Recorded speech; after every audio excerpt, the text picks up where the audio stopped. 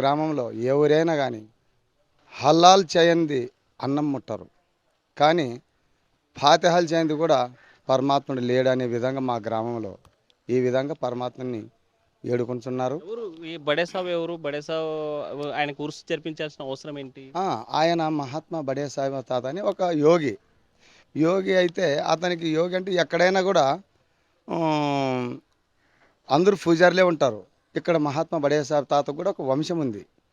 అంటే ఈ ఊరికి ఆయన ముళ్ళతనం కూడా చేస్తూ ఆయనకి ఏదో ఆయన నమ్ముకునే దైవ మార్గంలో పోయి ఆయన ఒక గురువు అని భావించి ఆయన్ని ఏదో నమ్మకమే దేవుడు అంటారు కదా, ఆ విధంగా ఆయన్ని దేవునిగా భావించుకొని వాళ్ళ నమ్మకము దేవుడు ఎట్లుండాలంటే ఎవరు చూడలేము. ఆ నమ్మకమే దేవుడు అనే ఒక భావనతో ఆయన ఇక్కడే దేవుడు అని వాళ్ళ వాళ్ళ ప్రతి ఒక్కరి నమ్మకం అంతే. ఆ నమ్మక విధంగా ఉరుసు చేస్తున్నారు. ఆ యొక్క వంశీకులం మేము. ఇప్పటికి మాకు ఏడో తరము. మేము ఏడో తరం మనవుండ్లం అతనికి. మేము ఆయన పాటించినటువంటి పద్ధతులను మేము పాటిస్తూ ఆయన అడుగుజాడల్లో నడుస్తూ అల్లా స్వరూపాన్ని కూడా మనసారా నమ్మేటటువంటి వ్యక్తులము. అనునిత్యము అల్లా యొక్క ప్రార్థనలు కూడా జరుపుకుంటాము. అదేవిధంగా మేము ఇలా జరుపుకుంటుంటాము.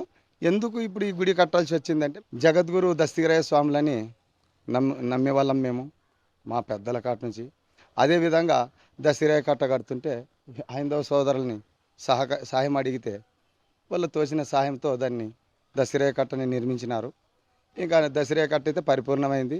ఏం స్వామి మీ కోరిక ప్రకారంగా అయితే దస్తగిరయ్య కట్ట మహాబుస్వాని కట్ట కట్టించినాము కదా, మరి మాము నమ్ముకునే దైవాన్ని ఆరాధించుకోవాలంటే మాకు కూడా నీ వంతు సహాయ సహకారం ఉంటే ఇది కూడా కట్టుకుంటామంటే, పాండినైనా మరి మీరు కూడా నాకు సాయం చేశారు.